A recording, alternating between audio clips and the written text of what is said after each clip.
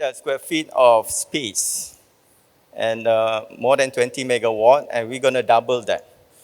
And the process of data center building is not short.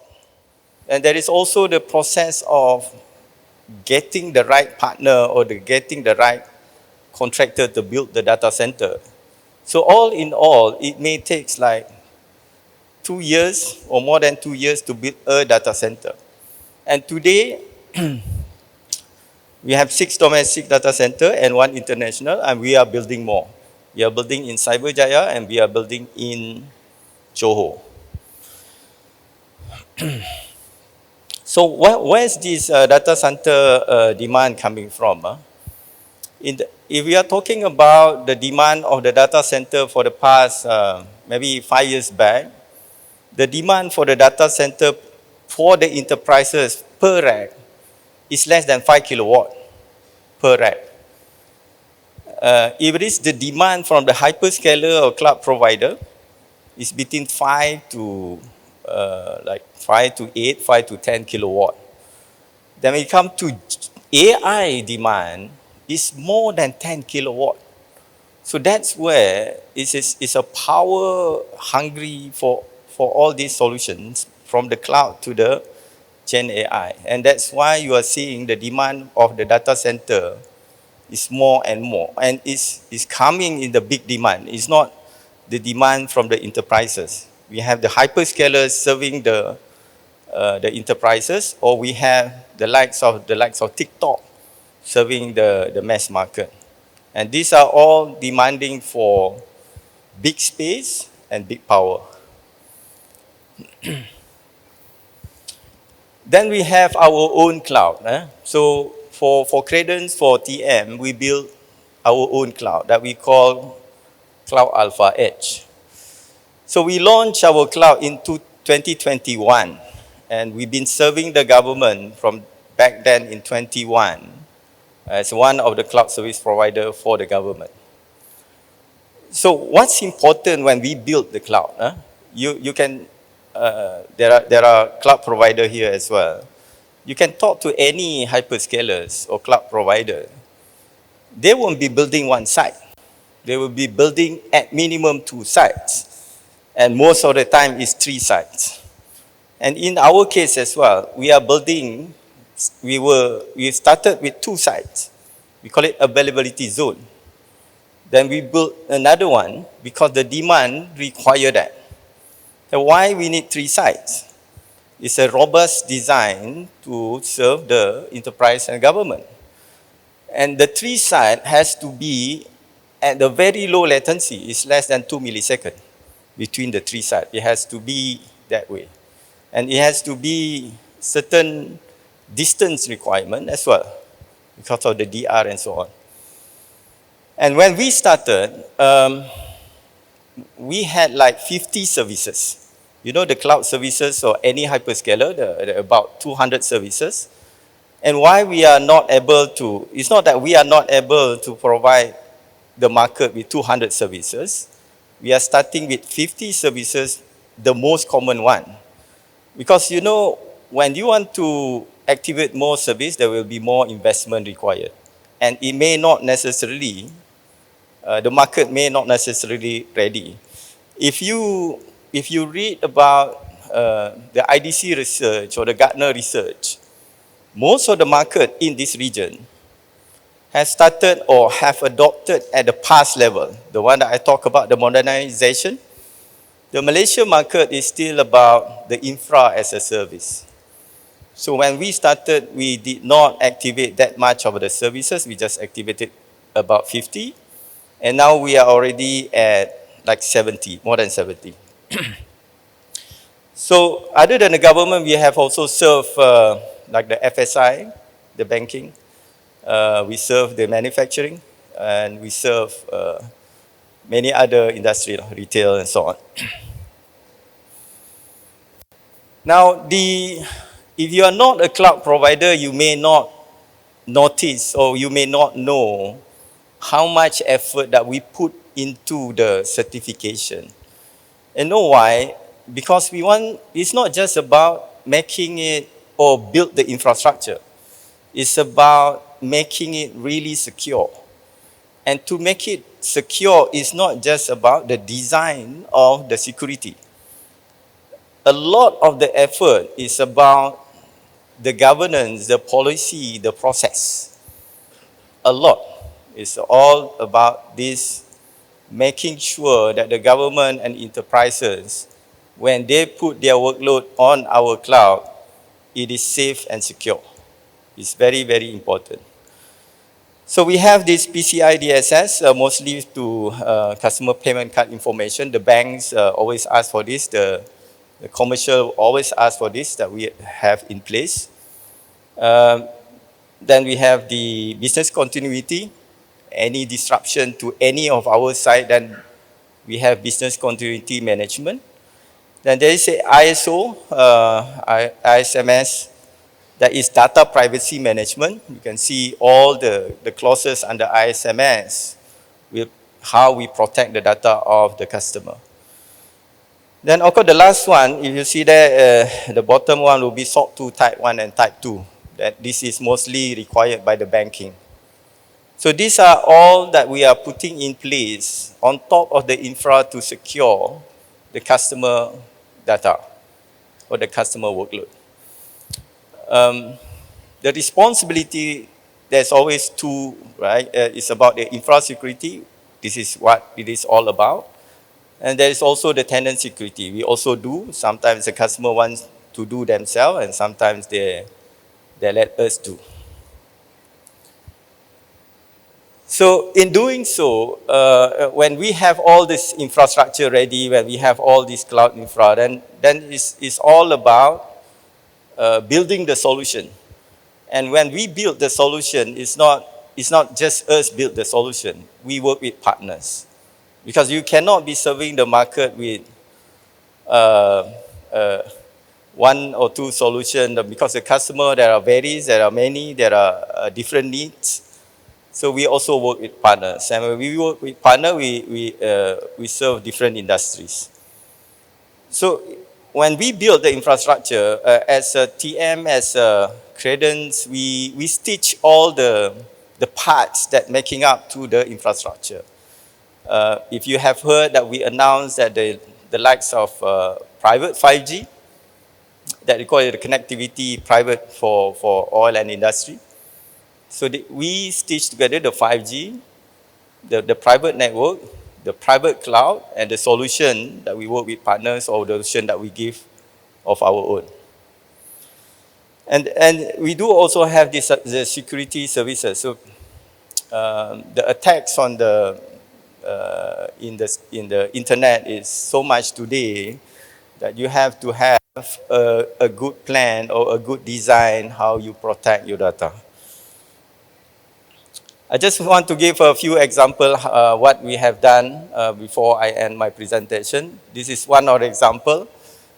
We are building the smart city, or mentioned just now, the digital city. This is one of the example. This is smart traffic light, one of the component within the smart city. This is a real data. The result that we got from one of the municipal council or the council in Malaysia. Travel time reduced by 33% for that stretch, and we have the carbon emission cut by 49%. That is a calculation on the carbon emission.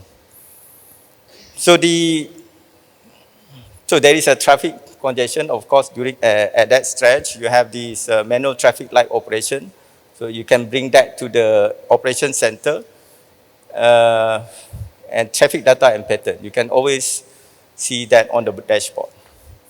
And what we bring into that solution, basically the connectivity, whether it's through wireless, mobile, or through fixed.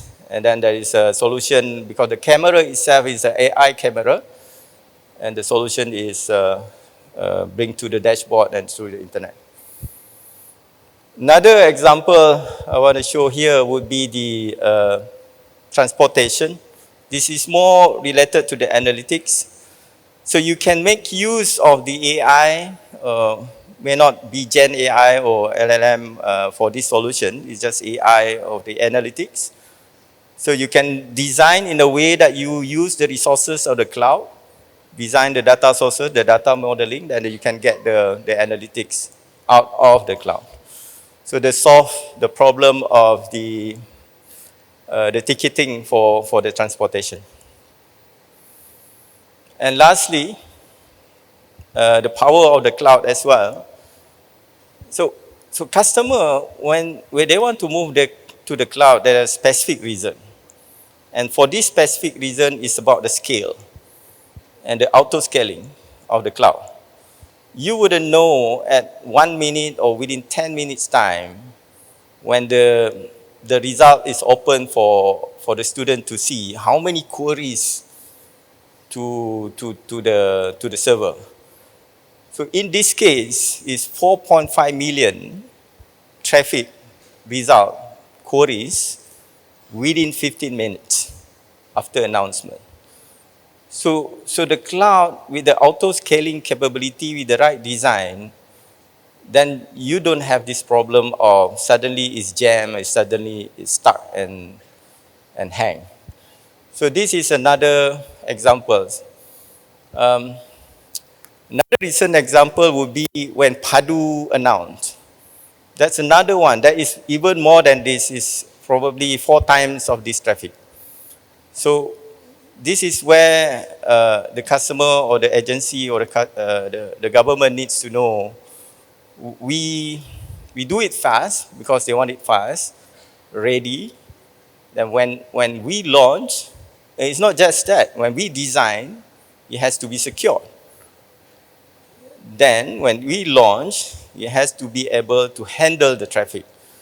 So when it comes to that, there's no better platform than the cloud. Other than that, you can design, you can take your time and launch, but this one, the one on the SPM, the one on Padu, the one related to millions of query, is best to be on the cloud. I think that will be my last page for the presentation. Thank you. Oh, so before I end, so Credence we are not just about the cloud. We do cloud, our own cloud. We do private cloud, VMware. We do Microsoft on the analytics. We do software as a service. We have HR platform. We have ServiceNow. Analytics, just like the one that I showed on the use case, that would be the transportation. We have more like the media, and we have many more. Digital upskilling, one of the key things, if you want to do an organization that have employees that require digital upskilling when we want to move to the cloud or securities and so on. And of course, when we move the customer to the cloud, we manage for them, and we make sure that they optimize the cloud. So there is no waste, like what the IBM person just mentioned just now. That will be, I hope that will be the last of my page, sorry. That'll be it. Thank you.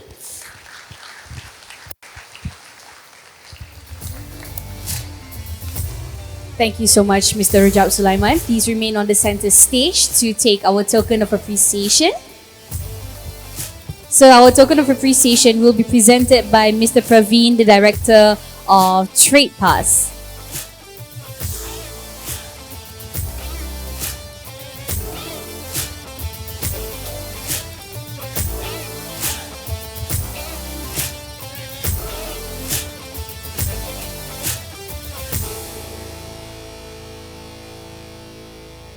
Thank you, gentlemen.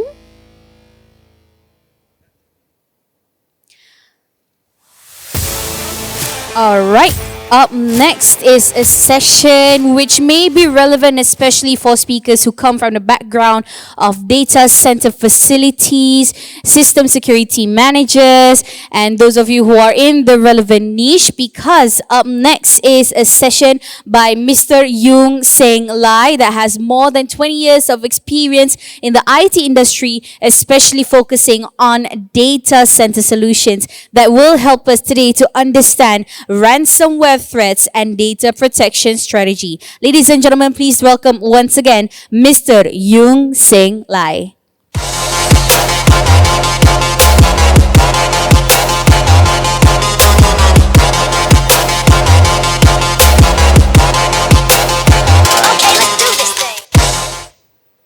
All right, thank you. Can you hear me at the back? Yep. All right, good morning, ladies and gentlemen. Everyone awake? Okay. All right, so my name is Lai. I'm a solution architect from Beam Software. That will be my topic. So without further ado, let's quickly run through on my agenda. Well, I'm going to share with everyone about a survey on the data protections 2024, all right, that we sent out to 1,200 organizations, right? And then lastly, I'm also going to share on the data protection strategy, right? So one thing that before I start my session, just want to keep everyone awake here. When you heard about Veeam, Veeam are very famous for backup and recovery solution. But the thing is, today I'm not going to talk about backup. I also not going to talk about recovery. But I will be more focusing on security, which is provided by Veeam. All right? Now let's have a look here. Last year, I'm here as well. I did share about the data protections survey. So this is the latest one. All right? We sent out to 1,200 organizations worldwide. All right? Which cover 3 different regions, US, EMEA, and also ABJ. So this is a survey from ABJ, all right? One of the questions that we asked them is, for the past 2 years, what is the most common cause of outages that your organization are facing? Quite surprisingly, for the past 4 years, the one that most common and the most impactful cause of outages, guess, is cyber attacks. All right? And frankly speaking, it's not going to go away. All right? Let's move on. Okay, how many ransomware attacks has your organization has been experienced in the past 12 months? This is for APJ. All right? I'm sadly to say that most organizations, they already hit once. Some of them who are very unlucky, they hit twice or even more. However, there are 17% of organizations, they still not yet hit by ransomware. But the question right now is, for these 17%, are they safe? The answer is no. It's just a matter of time that ransomware will come into your environments. So the question right now is, how do you protect yourself against these cyber attacks? Now, let's look into 101, right? So when I talk about cyber attacks, most people come into their mind, first thing in their mind is data has been encrypted, all right? And it happens probably yesterday or whatever. But in order for you to tackle on cyber attacks, frankly speaking, ransomware attacks is already happens probably months or years. Hackers, when they come into your environments, first and foremost, they will study about your organizations. They will go and test all the vulnerability and also the security of your whatever things that you have in your organizations. They do plan something into your organizations to capture. Once they did, they will ask for ransom, right? When they ask for ransom, one of the payments data